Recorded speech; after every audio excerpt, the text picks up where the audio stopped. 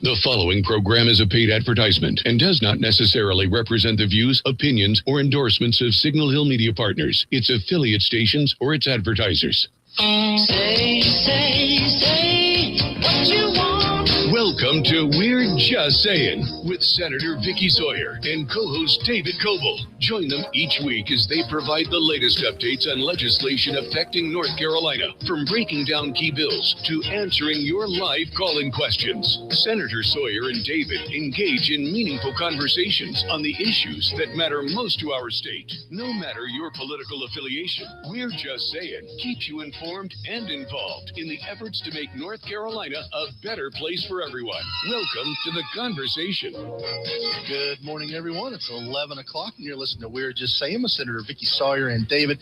Like to be part of the show, 704-873-9929 on this beautiful Friday after a midterm primary. It is a beautiful Friday. Spring has sprung, thank goodness. Bring on the allergies. I don't care. Yes, I think I already see pollen on my car. I don't care. I love it all. I love it. You know my favorite sign that I know spring is here? What's that? When you go by like a school and you hear the tink of a baseball bat or a softball bat. Oh, yeah. Because I'm an old softball girl. And so as soon as I hear that first tink, like that first, I was like, oh, the world is right again. Yeah, see, I love this time of year around springtime and stuff because I love opening up all the windows and like letting the air blow through and like you get the fresh air smell and everything like that and everything like that. I love that when it comes to spring. Of course, there's a short period of time that you can do that before the pollen kicks in and it starts flowing all over the place with the with the wind and everything like that. So I'm looking forward to enjoying the windows being open for a little bit. It actually is supposed to get up to like 80 degrees today. Yeah, is it really? Yeah, I saw it on the weather. It's supposed to get up to like 80 degrees today. Oh, yeah. That's mine, trying to give my kid away. So we were great. Just real quick. So if you were watching on Facebook, we had one of the folks at WAME that makes the world go around here, other than, of course, our very own Billy Buck, who's on the laughing today. We will at 11:45 have the Drug and Alcohol Coalition of Iredell County. They're going to come on at 11:45 and talk about a great event they're going to have next week. No, that'll be great. Tuesday in Statesville. But yeah, so going back to the spring has sprung. Yes, we are past. We had another primary season done. Is it done? Well, it's done for everywhere except one place in North Carolina. But locally, obviously, we had local elections all across the state, county level races anyway, school board races. By the way, big congratulations to the folks who won their school board races. Bo and Nutting from down in our area. Sure. Newly elected, and we have a county commissioner, Scotty Brown, was reelected. Yeah. Congratulations to Brent Goddard, new guy. Yeah. I think first guy to unseated incumbent in 38 years. Something like that. Wow. Then since the last time that an incumbent was unseated in our county commission, I think was the stat that I saw. Obviously, congratulations to him. So it's going to be interesting to see how that shakes out. And then obviously locally, you did not have an opponent. No. So obviously you thankfully, so you went through on your primary. Todd Carver, thankfully won his primary fairly convincingly, which is great because that will ensure that we still have quality representation down in Raleigh. Somebody who's working hard for us. And so I'm really looking forward to that. But the big, Senate primaries everywhere, House primaries, but the one that is still lingering out there and the one on national news, Senator Phil Berger, President pro tem of the Senate, down by 2 votes. And if you don't think that your vote doesn't count, and if you don't think now, I'm not alleging that this happened there at all. Rockingham County is not somewhere this would happen, obviously. But, those people who claim that, what's the big deal? Voter fraud's not that big. Who cares if a few illegal aliens vote? Reasons like this are why you want to make sure you have election integrity and why North Carolina does a great job because you have to show ID before you can vote. But 2 votes. Yes. 2 votes. And which is just amazing. I don't think I've ever seen I didn't see any stats or anything like that because usually somebody comes up with interesting factoids, but I don't know if you saw anything. When was the last time a state or a local state level race was that close in North Carolina? Oh, good question. I don't know. I do spend a lot of time in prepping for the show. Yes. And you have the opportunity to do the same. I do have that opportunity. And during that, it would be nice if you tell me you were going to put me on the spot with some kind of, because I would be loving some history. Yes, you would be loving some history. I'd be loving some history. I'd love to have that answer. But well, maybe Billy can grok that for us, or Google that for us while we're waiting. I will try. But still, 2 votes. That's just insane. Oh my gosh. Could you imagine if it was like your brother-in-law or sister-in-law that didn't go out and vote? Oh my gosh. How the Easter Sunday may be a little different. Easter Sunday lunch is going to be awkward. I'd be very awkward too. And that as a candidate is what haunts you at night, when the night before election and you see these people, and we have seen votes that have been very, very close. I don't know. This one in recent memory is absolutely crazy. I don't know of any time there's been one this close. Right. And so your vote does matter. Very, very much. It does matter. But let's talk about the evolution of this race. I'm invested in it because we know Senator Berger's has been one of the strongest Senate leaders probably in history. Absolutely. Very powerful politician. He's been in Raleigh, and he's just had like you said, this contentious primary. So it's been, thankfully I'm on the outside looking in. I could only imagine the consternation that you would have on the inside if you're running that campaign. Oh gosh, I can't Both of those campaigns, right? It's just been, I would guess, and I would be interested to find out, for a rural county primary, the reports are that it's like $10 million plus. Something like that. $10 million was spent by the Berger campaign, maybe? I think that was just by the Berger campaign. And then there was an addition. I don't know how much it was, but there was a ton of outside money that came in. And if you on behalf of, and if you needed any illustration of just how much power a Phil Berger does have, the amount of Democrat groups that put money into that race via independent expenditures and stuff like that should show you just how much influence and power he was. I mean, but again, he's been the leader since the Republican takeover back in, I guess it was 2010, 2011 time frame. Yeah. And so during that time, been the architect of tax policy. In part of different policies and things like voter ID. Tons of stuff that send Democrats into a frenzy. He's been the architect of. So they were out for him down there. Just so you know, like when most times Governor Cooper gets up and especially during his campaign speech and brags about things that are good in North Carolina, Senator Berger probably was the one who did it. Yes, exactly. I always get peeved. I'm like, you had nothing to do with that, Cooper. You were not even, you almost vetoed it, and we had to make it weaker because you were going to veto it. And or you did veto it, and we overrode it. And we overrode it. And now, like, all of these things about number one in business. And I'm like, dude, that's because of Berger and Moore and, the General Assembly, they all led the tax policy reform. And that is why, but, you literally had nothing to do with it. Governors be doing what governors be doing, especially when it's time for that. So all eyes were on this race, I would assume. Oh, yeah. If you've been inside the belt, most folks who have wonderful, probably mentally healthy, normal lives that aren't in politics probably had no idea. Or just now hearing about it. They probably had no idea. So, the closest one that I can find is they're saying is the McCrory Cooper race. Oh. And of course, McCrory conceded. They were going to do a recount. So, but it doesn't have the percentages. The percentages, okay. But it definitely wasn't 2 votes in that one. No, it definitely was not 2 votes in that one. Yeah. So, so Tuesday, we were all excited. Especially with local candidates. And I was basically like the worst employee we had at Sawyer Insurance on Tuesday because I was like, my mind was all over. Coble finally says, all right, Vic, well, let's go. Let's go set up your laptop, even though it was funny because Vickie on election night is always something to behold because she's got her little laptop up and she's got multiple windows going and she's like fixated. And she almost looks annoyed when anybody comes and talks to her. I am. Because she has to take her eyes off her screen. And so I was like, look, it's like 4:30. I said, let's go hang out. We can get our minds off this for a little while. And so we go walking in, and she has her computer with you. And I was like, you realize there's literally nothing happening right now that you can look at. Like polls are not even closed. And she's like, oh, and like, you know, it's like just this defeated look on her face. And so, but we finally did get to results coming in. Shade thrown at Halifax County, by the way. Yes. The most miserable news I got from that day was this. Oh, due to an internet outage or concerns in Halifax County, the polls in the statewide elections will not post until an hour later than normal. Yes. Which was like, gut-wrenching. Just gut-wrenching. I mean, the whole emotional about that day. So anyway, I was bemoaning Halifax County for a little bit. Yes, you did bemoan Halifax County. I was looking at the Twitter to see what was what.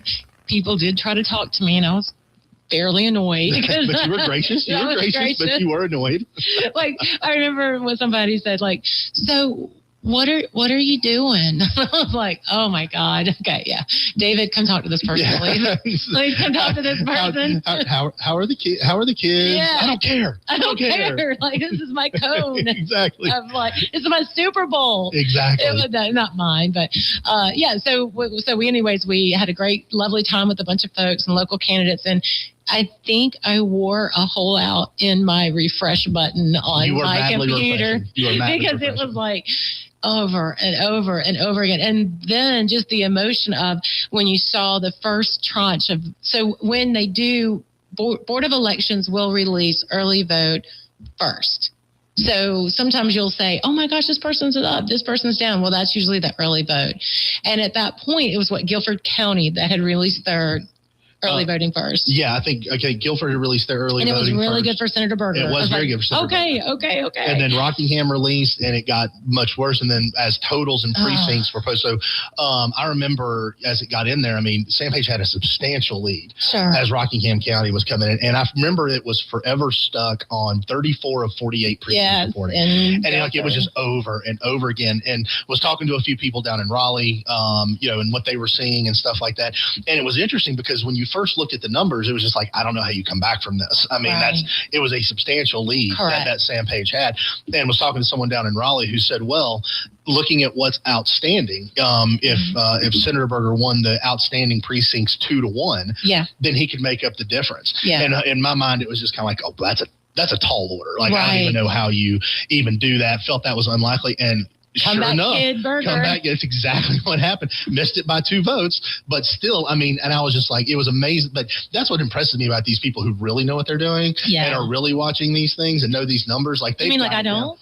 Well, no, you do, but you only know what the Board of Elections website tells you. These people are like out there like deep analyzing into precincts. Yeah, they probably got the actual voting numbers from the machines at the end of the night. Oh, yes, they're the ones that collect the tape at the end of the night and stuff like that. But really exciting. So I know that right now they're counting provisional ballots. Okay, so the end of the story is we don't have an end of the story. We don't have an end of the story. We have a continuation of the story.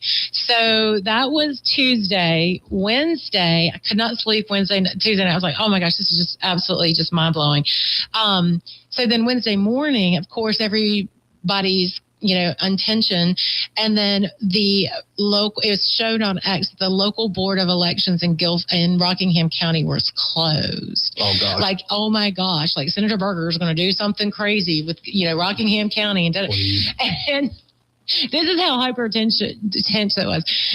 And then it came out later, they were like, we always close the day after the election because we need a breather. And so I'm like. And by the way, thank you to all the local people in the state and the elections offices, people who run the elections. Yes. They are there all day and work very hard. My sweet crew down at your favorite. My favorite, down at St. Mark's was doing a great job when I came rolling in. So kudos to all of them. But so now we wait and see. Well, right. So that was Wednesday. So then Thursday, then you kind of understand. Then they also mentioned in a tweet, I think by Brian Anderson, about the number of provisional ballots that are still out there. So I figured not to get too weird, but maybe it's a good conversation to have, like, what is a provisional ballot? Yeah, reminding what people what provisional ballot. Yeah. So provisional ballot is you go in to vote and you just showed up at the wrong place. Like, I thought you were going to be here. Well, they will still accept your ballot, But they kind of put it in a lock. Well, they do put it in like a lockbox to the side. Lockbox. They don't feed it into the machine, which is counted at that time. And then they put it to the side, and it shall not be touched or looked at until today. But they do know how many they have. And so on Thursday, there was this, or Thursday, there was a tweet to say how many provisional ballots were cast in Guilford versus Rockingham. And then that is if, being a Senator Berger fan, that's when you go, oh, because there was a lot more from Rockingham than there was from Guilford. And if you look at the numbers, those didn't go that way. Now, caveat, that's not just Republican provisional ballots. That's Democrat provisional ballots. Democrat, and so Independents. And we, probably no Democrat. No, I was kidding. Yeah. They didn't know where to go vote. Well, that's what poor Jasmine Crockett was claiming down in Texas. Yeah, she got her butt trounced and then started claiming that there was cheating. And I was like, Sugar, it's your primary. I'm like, yes, you Democrats have perfected the cheating and everything like that. So I have no doubt believing that there probably was cheating in your primary. You should sue. But I mean, do you blame Republicans for her loss? Was absolutely ridiculous. I'm like, dude, we wanted you to win. She's a joke. We want you to win so that we can win in the fall. Yeah. I mean, we had Republicans go, Republicans change their affiliation to Democrat to vote for you expressly because there's no one we would rather run against in Texas than you, Jasmine. I know. But anyway, back to this. So they'll count the ballots today. Today at 1. And not all of those likely will be valid. Some of those could be invalid. They could be referenced and somebody could shown to have voted twice, for example. Correct. Or somebody didn't have residency or wasn't registered to vote at all. I mean, there's a number of ways. So even though there's that many ballots, it's unlikely that all of them will be found to be valid once they've cured them, which is they look all the voter rolls up and everything, make all the comparisons, make sure you didn't vote somewhere else. So it is a little bit of a lengthy process. Well, and you do have, so say you vote provisionally because you didn't have your driver's license or government ID with you. You have up to 3 days, or actually till today, to go and actually cure your ballot, to tell them, hey, here's a copy of my driver's license. I am who I am. Probably more than likely, maybe that's most of those, which reminded me maybe that's why they were kind of Democrats. So, yeah. I don't know. But anyways, but if you don't cure it, then that's out. But man, oh man, the election lawyers, I'm sure, are flooding there. At 2:00 today, it is Guilford, I think, and 3 is Rockingham. So that will be like all political nerds will be looking at the old provisional ballots. But guess what? That's not the final ballots. No, it's not. There's more ballots coming in. Yep. Overseas. From overseas ballots. Overseas citizens and those who are military. And they have to arrive. They have to be postmarked by election day, but have arrived by today. So. I had just done that. Let's see. It is actually not until next week. So they must be postmarked or mailed because, our good USPS does not necessarily always postmark everything anymore. Right. So that's not really it. They have to be mailed on election day and then physically received in the county board of elections by 5 p.m. on the last business day before the county canvass. The county canvass for this primary is March 13th. At 11 a.m. So the saga continues. So there could be some of those absentee ballots. I don't know. I'm sure there's publicly available information how many absentees are out there. Yes. Because I'm sure both campaigns are calling. I'm sure. Yeah. I'm sure. They are both turning that. But to add more drama to it, because, it's very easy to believe the worst in people because that's what they do. Like the drama with, Rockingham is closed. They're doing something dirty. Yeah. A former opponent of mine made the news this week. Yes, he did. Board of Elections member, former now Board of Elections member Bob Brincho, had to resign from the Board of Elections for giving campaign donations. Yes. And, rule number 1, if you're on the Board of Elections, you are required to be apolitical. You can't voice support for a candidate. You cannot give a candidate money. You have to be agnostic, publicly at least. and obviously your donations are public and you can't proclaim. And the thing about it is what's funny is half of us have no idea who's on the state board of elections. No clue whatsoever who's on there. Right. So it's not exactly realistic for everybody to go through and look and compare and everything like that. And so really this falls on, the individual who's given money, who should really know better, but obviously didn't. So no longer on the board of elections. Right. He gave to 2 sheriff's campaigns locally. I'd actually spoken to ours in his defense. He's like, I have a treasurer. We had an event. I didn't, you get a check, you cash it. He said, how would I know that he's on the board of elections and all that? And I think that's fair, right? Well, it would probably help. So if you've never given to a political campaign, when you give to a political campaign, there's a certain bit of information you're required to provide. It's your name, it's your address. You do have to provide your occupation and your place of work, your place of business. Okay. So you get those, and the treasurer goes through and looks and will validate your information and everything like that, compare it with your check and that. What they do, unless they instinctively know, like you can't say, well, is this person on the board of elections? Is this person? And you can't expect a treasurer to know everybody doing everything and everything like that. Absolutely not. So ultimately you go through and basically the main thing they're looking for is that you haven't overgiven, right? Because there are spending or giving limits. And so that's the primary thing they look for. So it's very easy for something like this to get by a treasurer because it's just not something you think of. Well, should I confirm if this person's on the state board of elections, right, or on a local board of elections? Especially when you have a very busy fundraiser and you've got tons of that stuff. So no, exactly. And you have stuff that comes in online, you have stuff that comes in through the mail, right? So it's not uncommon for I accidentally overgave to a candidate several years ago. Not me.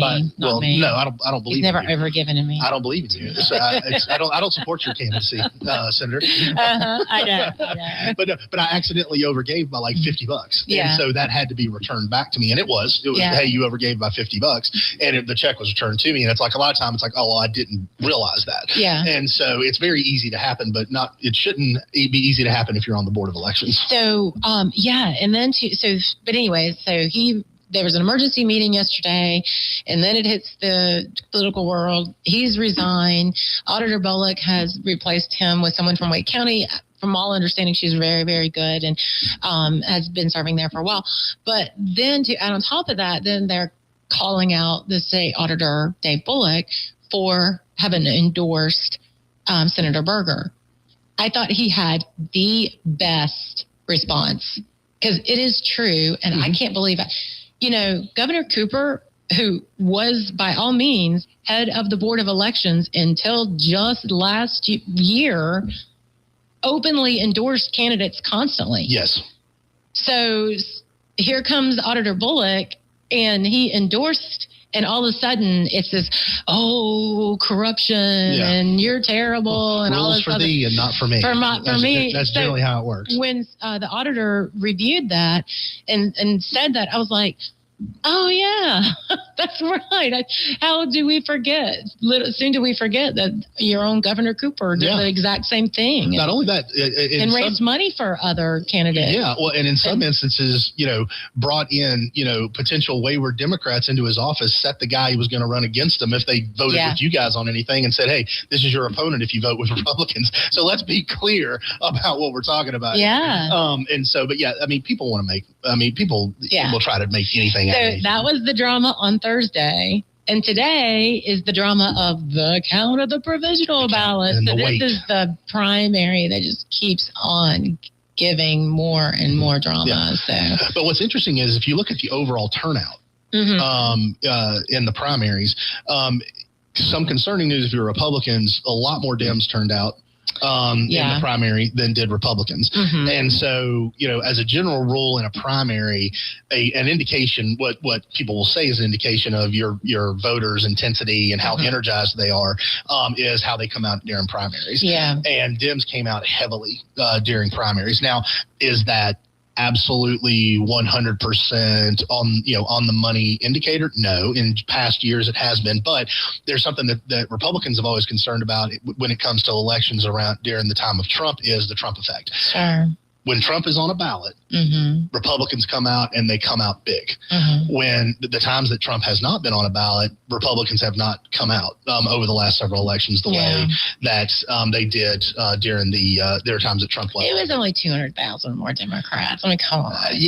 When you're talking about 2 votes, I know. When you're talking about 2 votes and whatnot, obviously that was a Republican primary. But the way I look at it is specifically in the Senate race with Michael Whatley and Roy. Yeah, of course. That's where that number starts to concern you because 200,000 more Democrats coming out than Republicans.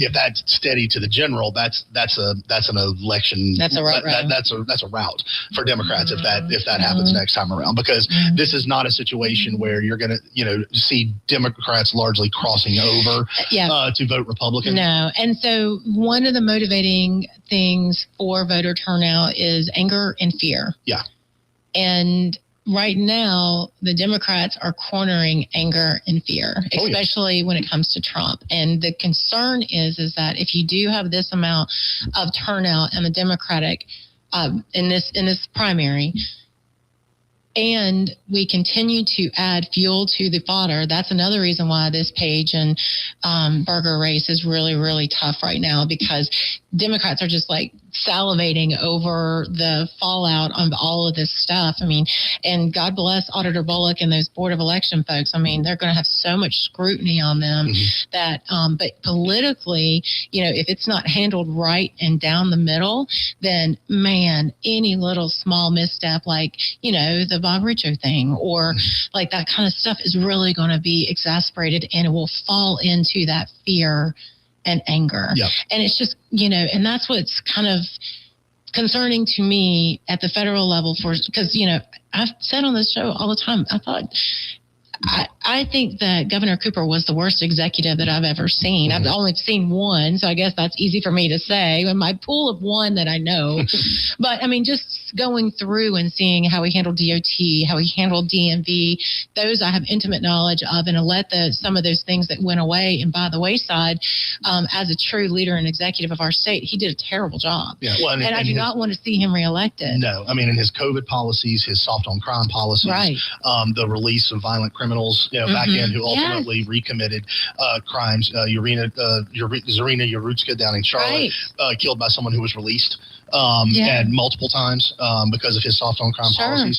And so, that's not somebody you want representing you at the federal level at all. And so, and his COVID lockdowns North Carolina was one of the most draconian for a long time. I mean, we were only outpaced by like New York and deep blue Democrat strongholds in our COVID policies and how long we were locked down and all the draconian measures he took. So definitely don't want him back in office at all. And so, but I'm really glad, that Michael Whatley won convincingly, and hopefully that Republicans now will completely rally around him, get behind him, and understand the urgency of making sure they get out and they advocate for him with independents and conservative leaning Democrats to get him elected, because we do not need a Roy Cooper in the Senate. Right, I agree. So that is very concerning for me, because now we know that the Democrats have a motivated base. Yes, and that's a little bit of a struggle. Yeah. So, yeah. Well, and again, Roy Cooper is a vote to impeach the president. And that's just how it is. And Democrats have made clear if they take over the House and the Senate, they will run impeachment after impeachment after impeachment. I don't know that Trump endorsement or that Trump thing is going to carry over those independent voters in the fall. I really do worry about that. And we saw, there's, we talked about the Senator Berger and Page race. Senator Berger did get the Trump endorsement. Yeah. Look how close we are right now. And if you look at the number of independents that pulled a Republican ballot and then Page did so well, then that's concerning. Now, again, we've got a long time until there's a lot going on in the world right now that can shift. That can shift the dynamics. That's why politics is so much fun. Yeah, politics really. I think at the end of the day, a lot of it comes down to who wins the last 2 or 3 news cycles before the election. That's because crazy. People move on. You get 1 week past the story, and then everybody's moved on to something new. I know, and probably forgotten half of what was there the last time around. And we'll go to a break real quick. You're listening to We're Just Saying. We'll be right back.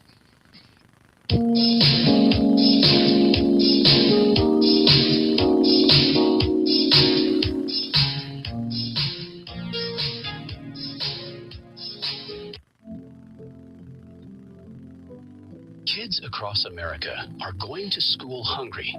Millions of kids every day. But one simple thing can help change all of this for a hungry child in America. Good, healthy food and the energy it brings. With help from caring people across America, No Kid Hungry is providing healthy meals and hope to hungry kids so they can build better futures. To learn more about ending child hunger in America, go to helpnokidhungry.org today. We all want more for North Carolina. More boundless views, more adventures in the outdoors, and more clean roads to get there. But to get more, we have to do less. Less littering, that is. Make it your nature to trash your trash and keep NC clean. And we'll all have more reasons to love North Carolina. Litter less, get more. For more on the 7 outdoor NC Leave No Trace principles, visit outdoornc.com. Sponsored by the North Carolina Association of Broadcasters and Visit North Carolina, a part of the Economic Development Partnership of North Carolina in cooperation with this station. We all play a role in keeping our community safe. Every day, we move in and out of each other's busy lives. It's easy to take for granted all the little moments that make up our everyday. Some are good, others not so much. But that's life. It's when something doesn't seem quite right that it's time to pay attention. Because only you know what's not supposed to be in your everyday. So protect your everyday. If you see something suspicious, say something to local authorities. Bravo, Brenda. You've always been a saver. Price matching your price matches. The self-proclaimed queen of extreme couponing. But this time, you truly outdone yourself. By saving for this electric vehicle, you're locking in up to $1,000 a year in fuel and maintenance savings, which will leave you saying, cha-ching, every time you unplug. Good for your wallet, great for the planet. That's the power of EV. Sponsored by the ANC Clean Energy Technology Center and the North Carolina Association of Broadcasters in cooperation with the station. Welcome back to We're Just Saying with Senator Vickie Sawyer and David. Like to be part of the show, 704-873-9929. Before the break, we were talking about DIMS energized and everything like that. But there's a number of things going on at the federal level right now where everybody seems to be energized. Tom Tillis was energized. Senator Tillis was definitely been energized lately. Ooh. I mean, like on a tear. He lit in pretty good to Kristi Noem. Yeah. At those hearings. Did that hurt your heart a little bit? Because you used to be a Kristi Noem fan. So here's what I will say. Wait, hold on. Fan. Before we go to this, Ron, when we had the other radio station, we had established that David Coble had an unhealthy attachment to a certain lady from South Carolina. Uh-oh. It was not unhealthy.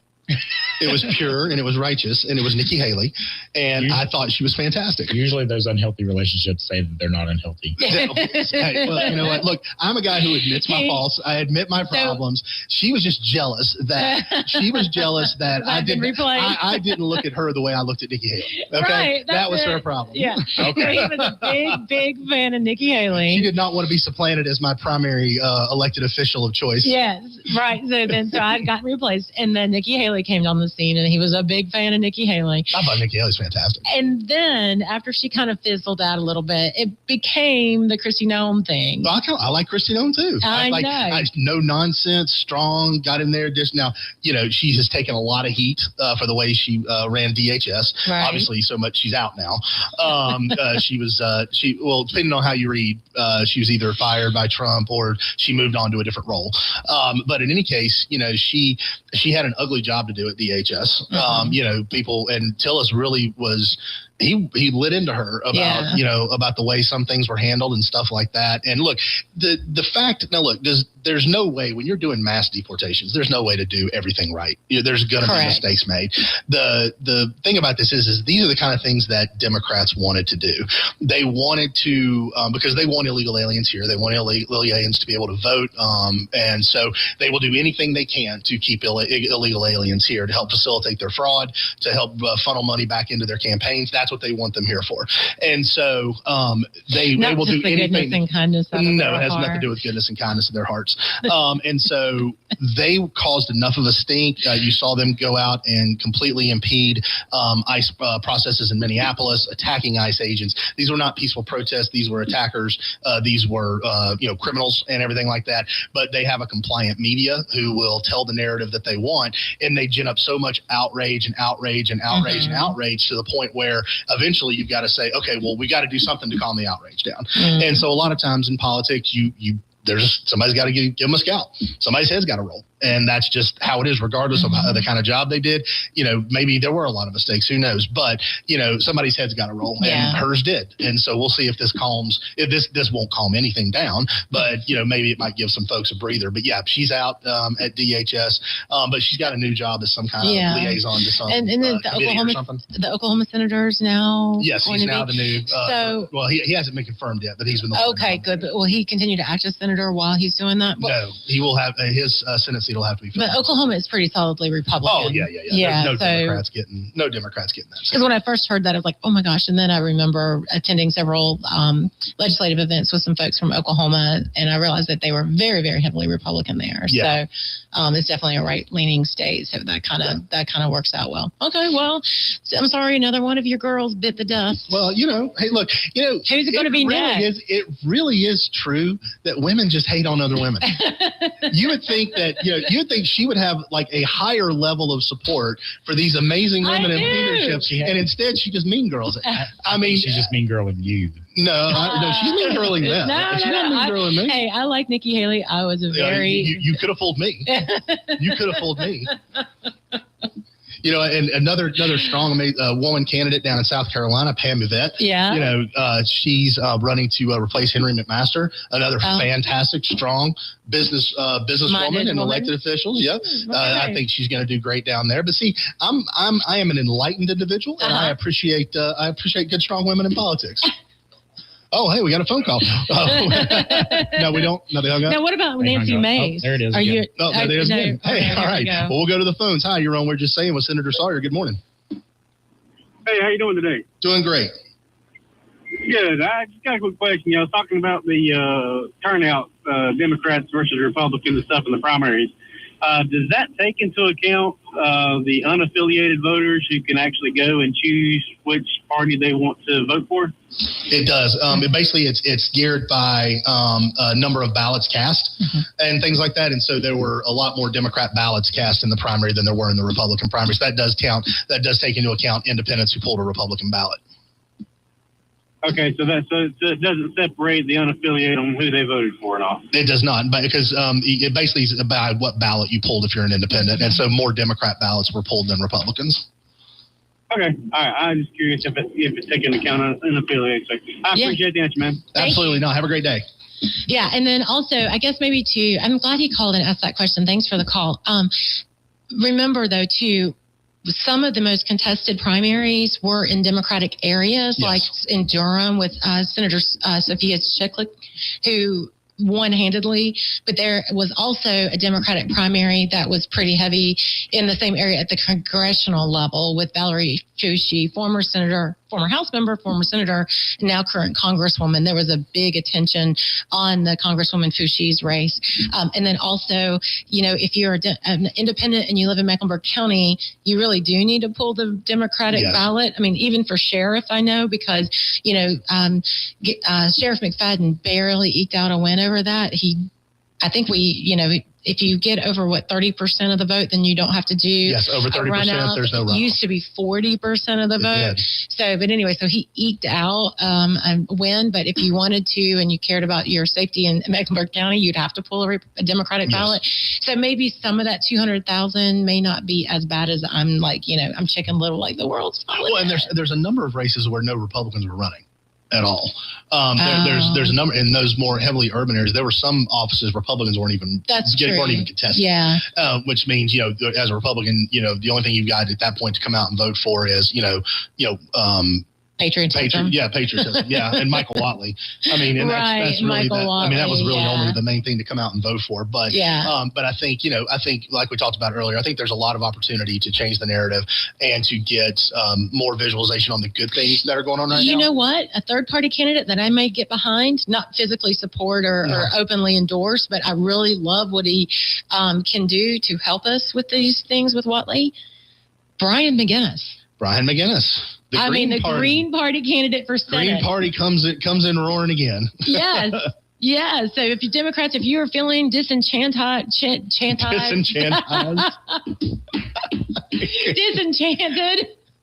Another new word. Another new word. I've got to start writing down the Vickie vocabulary. We should put a whiteboard in here so we could do that. Invented words by Vickie. But I'm just saying, if you don't feel like the Democratic Party is your home anymore, and you really want a good vote for the senator, you have a candidate in Brian McGinnis. Yes, you do. The Green Party candidate. I fully support Democrats voting for Brian McGinnis. I do too. 100%. I fully support. You have a choice, Democrats. You don't have to vote for Cooper. The Green Party. Who was it that started the Green? It was Was it a marijuana guy? No, it wasn't Ralph Nader, was it? Now, he ran as a Green Party candidate. I don't know if he started. Did he really? Yeah, Ralph Nader. He ran for president like 18 times or something.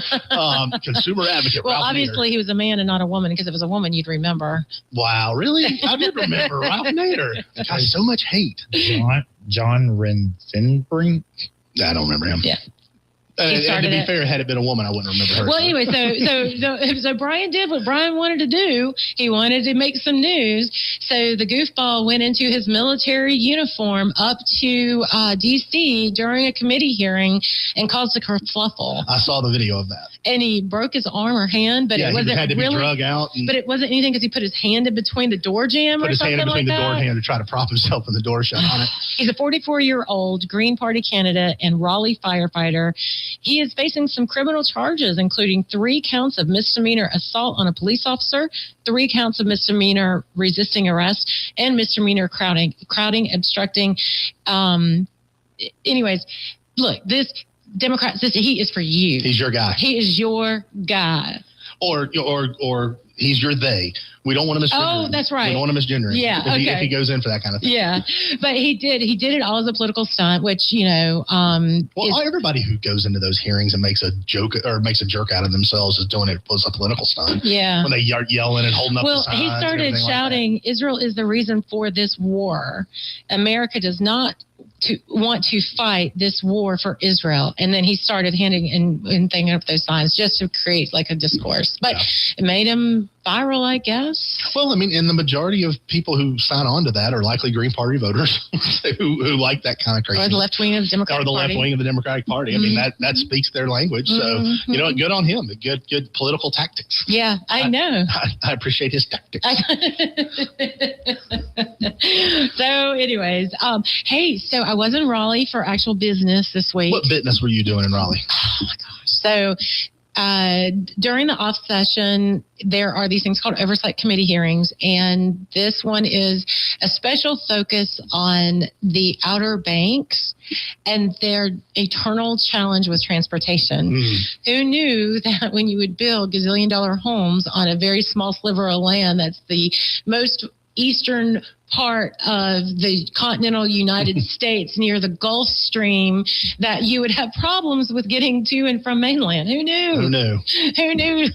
No, I kid, tongue in cheek. It's a beautiful area. I love the Outer Banks, but that type of environment does make it very difficult for, consistent transportation back and forth, and they noted and highlighted the issues with Highway 12.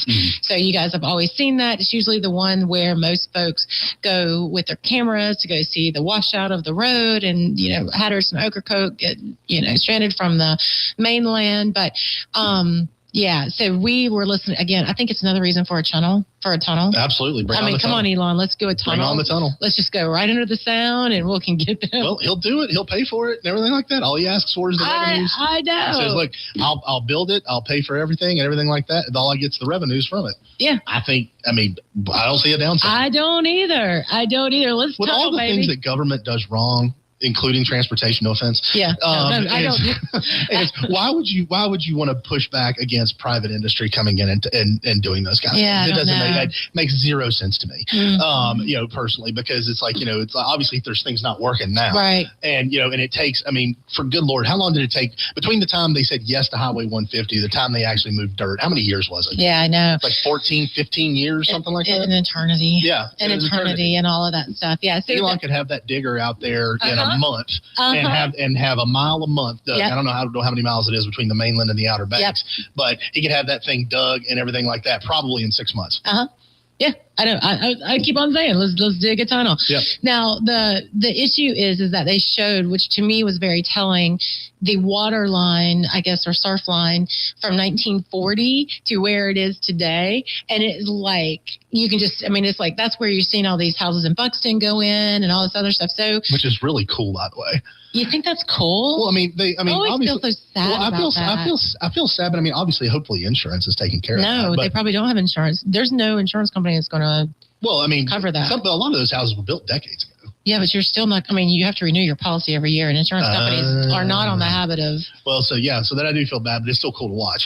I feel bad for the people, but it's cool to watch when those waves start hitting. And in justification, people go out there specifically to watch that. I know. They also go to see. But like watching those things when it's rolling, have you seen the videos when it's rolling up in there and all of a sudden they just kind of.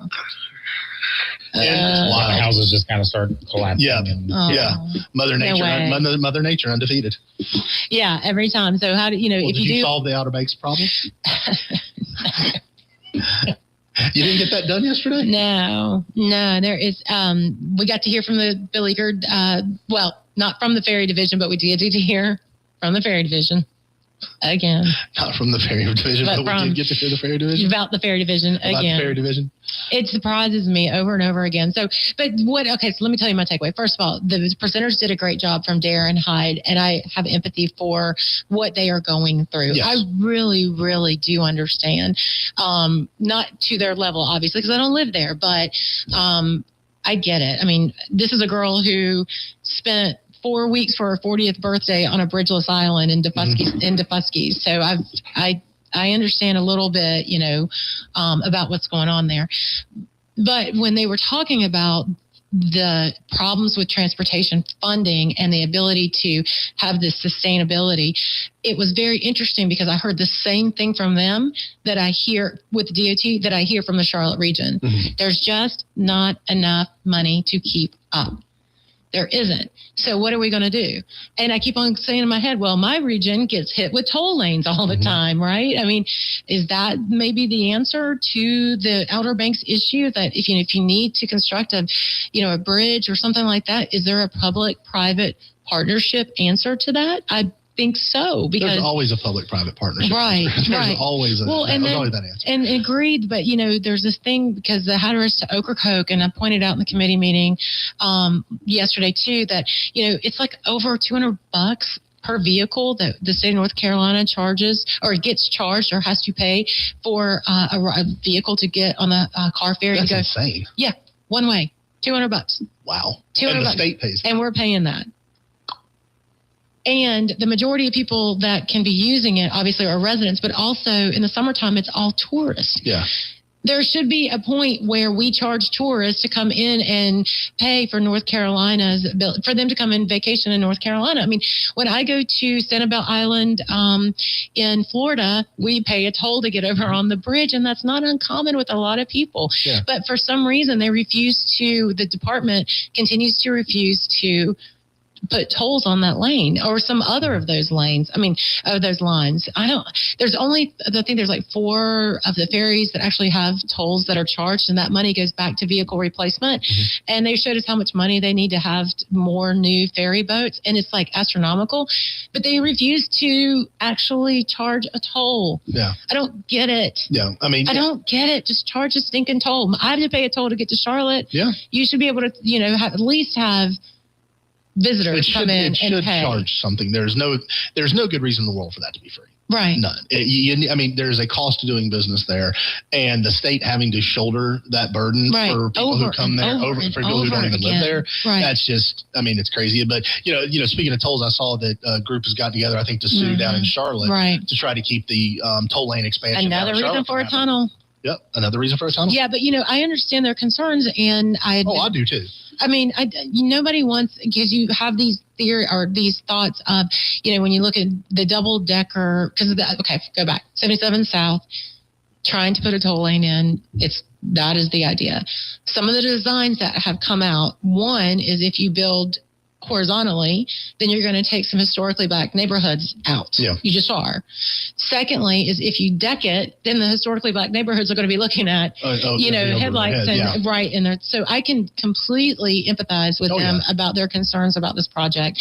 But in some regards, you still have to build that road. Yeah. Again, a tunnel. Yes. A tunnel gets it all done. Come on, people. A tunnel. Yes. I know. It's time for you to bring that back up again. I think it is. Get some expert testimony up in that thing. Yeah, let's go. Have people come down there and talk about it. I know, exactly. So, but yeah, the DOT, because of the pressure from the residents there, have kind of slow rolled and said, we're going to put a pause on this. And I think a lot of times, some of these are very valid concerns, but really, I think the issue is if they weren't, the price of the tolls in North Mecklenburg are predatory. They are expensive. It is I saw $6.90 for like a 2-mile stretch the other day. And I'm like, if you multiply that over, the Monroe one opened up. And if you're going to use that during rush hour, it's $100 a week. Louise. Week.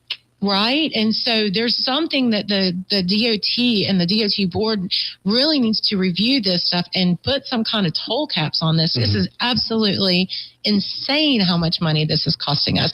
So then you can see for me in my position, when I do hear from those who are in other areas that have, significant transportation needs like we do, the needs may be different, but we all have needs. And we get told for a public-private partnership that's the only option, then I think that's going to be the only option across the state. Yeah. For these larger, bigger scale projects. Yeah. And I think that one thing everybody's got to wrap their minds around is there's no fantastic solution that would be acceptable to everybody. There's no solution that is the silver bullet that everybody wins, everybody comes out great, everybody's high-fiving and loving life right at that. One solution or another is going to piss somebody off. It's just not the tolls. It is. I mean, not the tunnels. No, I agree. I don't know anybody. Why would anybody be against the tunnel? That's what I want to know. I don't know. I'd love to know why somebody is against the tunnel. I don't know. If you're against the tunnel, call. Let us know. 704-873-9929. Just to be aware, the good senator may yell at you. But speaking of inordinate amount of money and long wait times, NCDMV website. We got a new website? Well, same old website, same old trick, but they're redoing it again. So but when the wait times got really bad, now this is under former leadership, and this is no way about Commissioner Tyne, but when the wait times got really bad, their solution to it was to just stop publicizing the wait times at the DMV. If a tree falls in the woods and no one's around to hear it, doesn't make a sound. If there's no wait time on the website, is there a wait time? You got to show up to find out. But now, in Commissioner Tyne's wisdom, he has reinstituted that. So now you will be able to see what the wait times are at your local DMV, so that if you're like me, who I can renew my license through the mail, but I hate my driver's license picture.